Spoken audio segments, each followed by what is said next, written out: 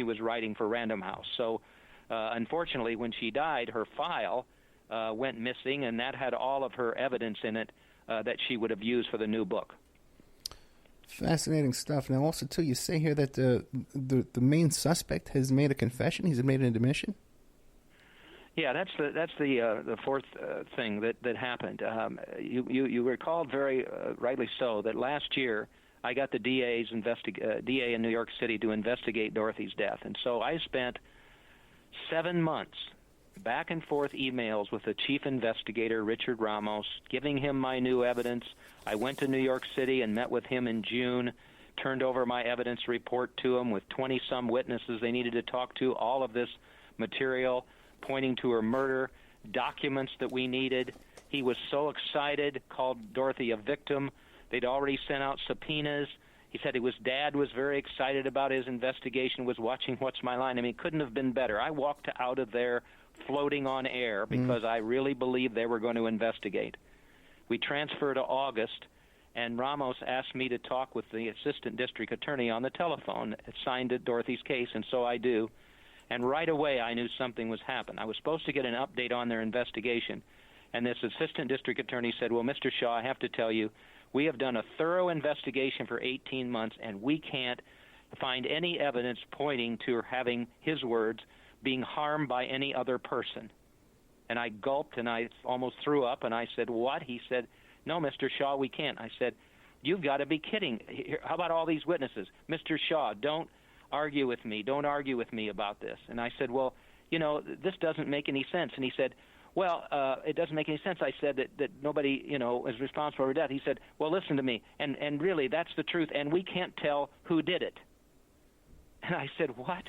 And he said, well, yeah, we just can't tell about anything. I said, no, you just said you can't tell who did it. That means you believe she was murdered. So anyway, we got by that, and I just said, wait a minute. So I went to 4 or 5 of my witnesses that I had given them and found out that they'd never been contacted. They'd never looked for the documents. They'd never done anything. So they made that, that proclamation of closing the investigation to the media and said in there, if you bring new material to us, new evidence to us, we'll reinvestigate. So I went out there and I got it. And I've got it in spades, and includes the main suspect having told, who's still alive today, having told his family members he was the last person to see Dorothy alive.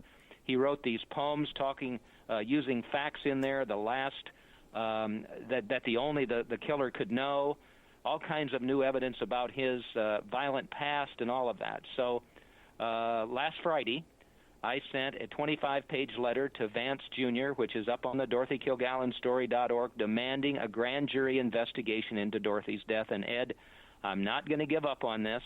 I'm in some ways Dorothy's voice, and I'm going to get the justice she deserves. It's the last thing I ever do. It's funny. You hear about this guy, Cy Vance Jr., his name always comes up in cases where he doesn't prosecute. It was like what was Weinstein case, right? Yeah, Weinstein case, the Trump kids. I mean, all of these things. It's amazing in some ways that he gets by with all of this. He's it's obviously heavily Democratic New York City, and so nobody even runs against him. But I'm going to take this to limit. If he won't do anything, I'm going to take it to the United States Attorney there, and I'm going to keep after this because they all just lied about this. They covered up Dorothy's death. I believe they may have even found her JFK assassination file and hid it from view. That's not that's irresponsibility by a public official. It's obstruction of justice is what it is. Mark Shaw, it's a good time to take a commercial break. With Mark Shaw, the author of Denial of Justice, you can find more information on this book about the DorothyKilgallenStory.org. And if you want to meet him in person, Commonwealth Club, San Francisco, December 4th. We'll be right back with more of Mark Shaw after these messages. And now a word from our sponsors. Check out CartKing.com, 877-986-7771. Have you ever thought about opening your own mobile cart or kiosk business? Perhaps your current business wants to add multiple point-of-sale locations across the country quickly. Maybe the facility you manage could kickstart revenue by adding coffee, food, or retail services, like let's say you own an office building or a warehouse. Put one of these carts there in the lobby. Well, CartKing.com can be the answer to your needs. CartKing.com is a North American designer and manufacturer of the finest mobile retail coffee and food carts and kiosks money can buy. For 20 years, CartKing.com has been working with clients and corporations across America to provide indoor and outdoor carts and kiosks for any application. From large, heated, and secure outdoor retail or food kiosks to smaller, more mobile coffee kiosks or coffee stations, coffee carts, CartKing.com designs and builds them all. Carts and kiosks are fun, and so are the dozens of designs on the website, CartKing.com. Please visit today at CartKing.com or just call them at 877-986-7771. Tell them Ed Opperman sent you and you get a good deal. Remember, all these shows on Awake are brought to you by EmailRevealer.com. You can go to emailrevealer.com and get a copy of my book, How to Become a Successful Private Investigator. You also do all the kind of different services for you. Online dating service investigations called an online infidelity investigation. And that's where you give us your husband or your boyfriend, your girlfriend's email address, and we trace it back to their online dating websites, and we return a list of all the dating sites that email is registered to. We can expand on that investigation and trace it back to porn sites, escort service sites, swinger sites, gambling websites, and even prescription drug websites, and all kinds of digital forensics, computer and cell phone digital forensics, where we can recover deleted content from an email or a hard drive and produce a report for you that you can use in court. That's emailrevealer.com, or you can contact me at oppermaninvestigations@gmail.com. The Opperman Report is brought to you by SubhashTechnosis.com. Subash Technosis is a search engine optimization and website design company. They're located in India, so you know you're going to save a lot of money and get top quality service. They offer all sorts of business process outsourcing, data entry, banking BPO services, recruitment process outsourcing, software testing, offshoring, research network, customer care, press release, content writing and distribution, and much, much more. Now, you can get a hold of Subash Technosis by email at info@subashtechnosis.com. Their website is www.subashtechnosis.com, and their Skype is ANUSHASUBASH.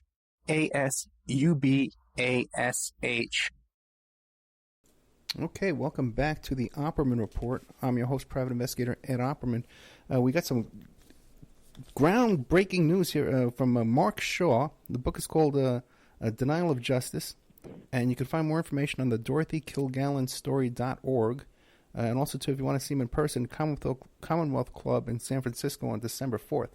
Now, what can you're saying that if Cy Vance Jr. won't do the right thing, you can go to the federal court? How would they have jurisdiction? How does that work? Well, it would be the United States Attorney to begin with. Okay. For the Southern District of New York. It's fascinating in some ways. Public officials talk about transparency, and they're always upholding, the law and justice and everything else. But boy, I'll tell you, in this day and age, that is hard to find. For instance, the JFK documents were supposed to be released last October, and the leader of our country decided that they weren't going to do that, that allegedly it could harm national security. Well, come on now. This is 50-some years ago. That can't possibly be true. And again, also, like I said, the Jack Ruby trial transcripts have been buried for so many years. No books I've ever read have ever alluded to those. And so, I took this case to the New York District Attorney's Office. They took responsibility. They made a big fanfare, had a fanfare about it. It was in the media. They got all the good publicity about it and everything. Yeah. And then for whatever reason, they just dumped it. And, that's very unfair to somebody like Dorothy. Now, I get it. I get this question all the time. Wait a minute. Come on, Mark. There's a lot more important things today. She died in 1965. But it doesn't matter. Ed, feel the same way I do. I'm sure that it doesn't matter if somebody died last week or 5 years ago or 55 years ago. They're a victim of a crime, of a homicide. They have rights. And Dorothy had a right to a thorough investigation. And that's all I've ever wanted for her, is for that to happen. So I went to the district attorney, and they said they were going to do that, and then they fell far, far away from having done that by not interviewing witnesses, not going forward. So what I can do is, If they don't respond to my letter, there was an article in the New York Post yesterday about this, about my going to the DA and all of that. And if they don't respond, then I can take it up the ladder as far as I could go to the Attorney General of the state of New York. But I think this needs a complete break, and so I would be going next to the U.S. Attorney in New York and saying, hey, here's what happened. There's obstruction of justice. I want you to look into this and see and decide about the conduct of the DA's office here. Okay. And in the press release you sent me today, too, you say that J. Edgar Hoover was responsible for Kilgallen's murder. Now, how does that work out? Well, again, this is some of the new evidence that I was able to, uncover. I found Dorothy Kilgallen's butler's daughter, who's still alive today. I wanted to find her for the first book, The Reporter Who Knew Too Much, but I couldn't. But I found her in New York City and went to see her. Spent about 4 hours with her. And why she's so important, Ed, is because she and her family lived in the townhouse. They had their own little apartment downstairs in that mansion that Dorothy had.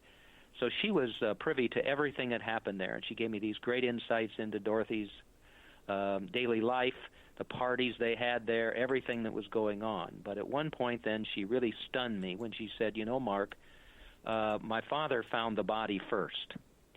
And I said, is that right? He said, yes, he found the body in the bathroom. And I said, wait a minute, the body was found in the bedroom. No, he found it in the bathroom. And then it was moved between when he found the body and when the police came in the afternoon, and when the hairdresser actually found the body, that was the second time. And I said, that's just really? And she said yes. And my dad talked about that. He talked about how much danger Dorothy was in and all of this. And then he said to me, and you know something else, he told me, and of course this is secondhand, but I believe it's true, and I've confirmed it with another source. He said on the day that Dorothy died, in between when the body was found by the hairdresser at about 9 o'clock and when the police came at 2, FBI agents swarmed the apartment, came in there, either FBI agents or posing as FBI agent, and they confiscated all of Dorothy's documents, and they took them away. Well, I used that information to go backwards into the whole J. Edgar Hoover, Dorothy Kilgallen relationship, and I have pinpointed about 20 different pieces of evidence that really show the motive that J. Edgar Hoover had to eliminate Dorothy. He had actually put a plant in a little club that she had in the 1950s.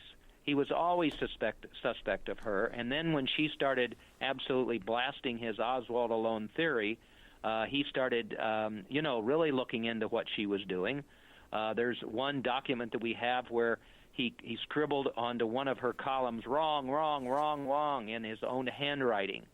When she broke through and exposed the Ruby trial transcripts, his testimony at the Warren Commission, Hoover was absolutely furious. He sent 2 investigators, 2 agents to her home. Here's poor little Dorothy by herself, little pint-sized Dorothy, and these 2 agents, and they grilled her for an hour about who her source was. And I found an actual document, a letter from J. Edgar Hoover to the Warren Commission, and a memo where he is just infuriated by the fact that she wouldn't tell who her source was. And in fact, in that document, she says, he quotes her as saying, I would rather die than reveal my source. So I put all that together, and motive, I always looked at motive as a criminal defense lawyer, and I put all that together, and I'm convinced that it was J. Edgar Hoover who, one way or another, orchestrated the death of Dorothy Kilgallen, and I believe that he connected with this Ron Pataki, who was Dorothy's last lover and whom she had shared a lot of her JFK assassination evidence with and thought he was giving it to the wrong people, that one way or another they orchestrated the death of Dorothy by poisoning a drink of hers with not 1 but 3 barbiturates the night before she died. Now, did the butler ever tell his daughter why he moved the body? He didn't move the body. Somebody else moved the body. Oh, he he's saying found it in the bathroom, and what I believe happened is that Dorothy's drink was either poisoned Ed and you're a private investigator, so you can make your thoughts known. But I believe, the last night of her life, she was on What's My Line. Then she went to P.J. Clark's